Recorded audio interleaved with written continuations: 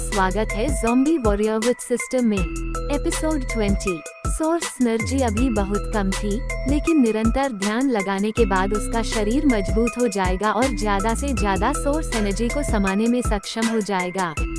शरीर को मजबूत बनाने के अलावा सोर्स एनर्जी को अपने शरीर में जमा भी किया जा सकता था, और जब कोई किसी तकनीक का यूज करेगा तो सोर्स एनर्जी की मदद से वो और भी ज्यादा पावरफुल हो जाएगी। ऋतिक को पता था कि वो सोर्स एनर्जी को इसलिए अब्सॉर्ब करने में कामयाब हुआ था क्योंकि रैपिड ग्रोथ कार्ड ने इस काम में उसकी मदद की थी। साथ ही ऋतिक को एहसास हुआ कि सोर्स एनर्जी को ऑब्जर्व करने से उसका एक्सपीरियंस बढ़ रहा था। हालांकि ये स्पीड काफी धीमी थी और उससे एक घंटे में केवल 100 पॉइंट्स ही बढ़ रहे थे, लेकिन एक रात में ये 1000 से ज्यादा हो जाएंगे। वहीं इन सब से अलग ऋतिक द्वारा सिराज मल्होत्रा से मार्शल आर्ट मुकाबले की खबर पूरी एकेडमी में फैल गई थी। ऋतिक अल्हावत, उस बेचारे को तो पीट पीट कर मार डाला जाएगा। हा, मैं देखना चाहूँगा कि लड़ाई के दौरान सिराज उसे कैसे पीट पीट कर मार डालता है। क्या मजाक है, वो इतना बेवकूफ कैसे हो सकता है।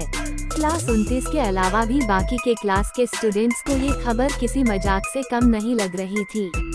कई लोगों ने देखा था कि कैसे ऋतिक ने अभिनव खन्ना को हरा दिया था, लेकिन उनमें से अधिकांश को अभी भी यही लग रहा था कि वो बस उसकी अच्छी किस्मत की वजह से हुआ था। फिलहाल अभी 1 साल का सेशन समाप्त नहीं हुआ था, इसलिए पावर रैंकिंग में ऋतिक अभी भी सबसे लास्ट रैंक पर था। ऋतिक सिराज मल्होत्रा से लड़ना क्यों चाहता है? जेम्स ने ऋतिक की सीट की ओर देखते हुए कहा। हालांकि उसने ऋतिक की पावर्स को देखा था, लेकिन फिर भी वो उतना पावरफुल नहीं था जितना कि सिराज मल्होत्रा था। बड़े भाई, तुम्हें उसे मारना ही होगा।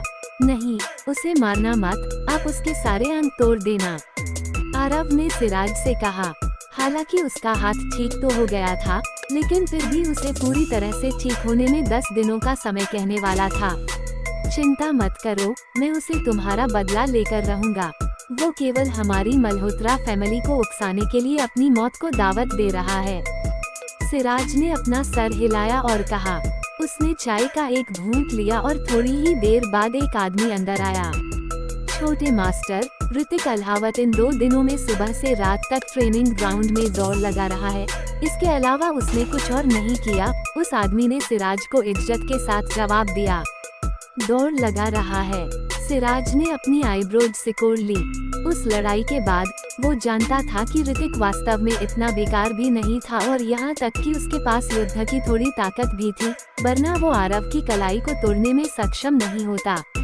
शुरू में सिराज ने सोचा था कि ऋतिक के पास उसे हराने का एक तरीका है, लेकिन अब ऐसा लग रहा था कि वो कुछ ज्यादा ही सोच रहा था। ब्रोंज स्किल ब्लास्ट फिस्ट, जैसा कि इसका नाम है, ये हवा में ब्लास्ट करती है और इसे करीब से लड़ने वाली लड़ाइयों में काफी पावरफुल माना जाता है। ऋतिक ने खुद में बड़बड़ाते हुए अभ्यास करने के लिए सोना पंच लहराया। ये पंच ब्रोंज लेवल की एक स्किल थी, लेकिन इसकी विनाशकारी शक्ति किसी सिल्वर लेवल की स्किल के बराबर थी। ऋतिक को ये स्किल लाइब्रेरी से हासिल हुई थी, जो धूल से सनी हुई एक कोने में रखी हुई थी। पहले तो ऋतिक को ये थोड़ा अजीब लगा, कोई भी इंसान इतनी पावरफुल स्किल को सीखना क्यों नहीं चाहता। लेकिन पूछताछ के बाद उसे पता चला कि इस स्किल का नाम ब्लास्ट पंच था। दूसरों को चोट पहुंचाने से पहले खुद को चोट पहुंचाना होता था। इस स्किल से होने वाले ब्लास्ट्स के असर से उसे यूज करने वाले को भी झटका लग सकता था। अगर इस स्किल को यूज करने वाला कमजोर हुआ तो फिर वो खुद को ही घायल कर लेगा। सुबह होने तक ऋतिक खुद को ट्रेन करता रहा था और सोर्स एनर्जी को ऑब्जर्व करता रहा।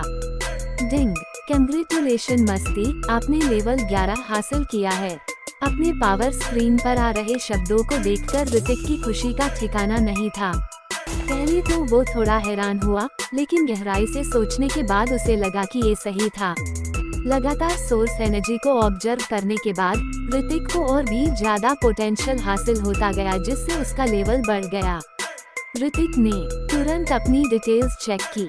नाम ऋतिक अल्हावत, लेवल 11, एक्सपीरियंस 65, अगले लेवल में जाने के लिए experience points 2,20,108, strength 78, physique 50, speed 52, skill super eye skill fury anger points 0 out और 100।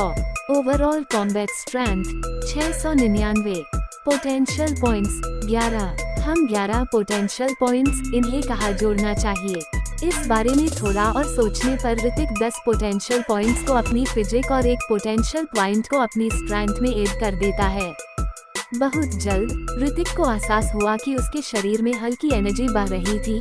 उसके शरीर पर जो बोझ था वो अब कम होता हुआ महसूस हो रहा था। ऋतिक ने अपनी पावर स्क्रीन पर देखा जहां उसकी प्रोग्रेस 9500 पर पहुंच गई थी। हाय, ये अभी तक पूरा क्यों नहीं किया? अपनी प्रोग्रेस को देखकर ऋतिक का रोने का मन कर रहा था। हालांकि वो बोझ अब कम हो गया था, लेकिन जो बोझ उसने झेला था वो उसके लिए कहीं ज्यादा मुश्किल था। ऋतिक वापस में अपने कमरे में लौट आया और बची हुई दावा अपने शरीर पर लगा ली। ऋतिक को महसूस हुआ कि ब्लास्टिंग पंच तकनीक को सीखने से उसके सभी घाव तेजी से ठीक हो रहे थे। ऋतिक वही पालथी मारकर बैठ गया और सोर्स एनर्जी को ऑब्जर्व करने लगा। ध्यान लगाने में एक्सपर्ट होने के बाद ऋतिक सोते हुए भी सोर्स एनर्जी को ऑब्जर्व कर सकता था। हालांकि वो स्पीड थोड़ी कम थी, लेकिन कुछ नहीं से कुछ तो बेहतर ही था। तो आगे क्या होगा जाने के लिए सुनते रहेगा zombie warrior with system only on listener YouTube channel पर।